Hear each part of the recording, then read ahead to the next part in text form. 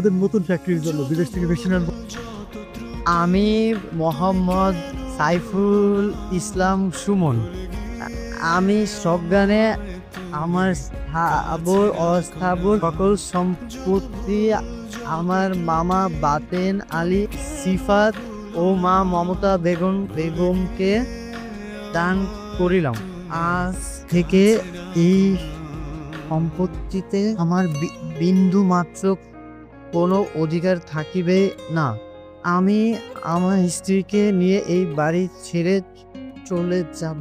মা, এরা মামার নতুন ফ্যাক্টরির মেশিন বসানোর অনুমতি। এই সম্পত্তি বলার জন্য তুমি ভয় পাইতেছো? সম্পত্তি চাই তো আমি তোমার সম্পত্তি দিয়ে দিতেছি, দিয়া দিলাম। মা, তোমার আর কিছু চাওয়া আছে? তোর মতন অমানুষের সাথে থাকে আমি অমানুষ হয়ে গেছি।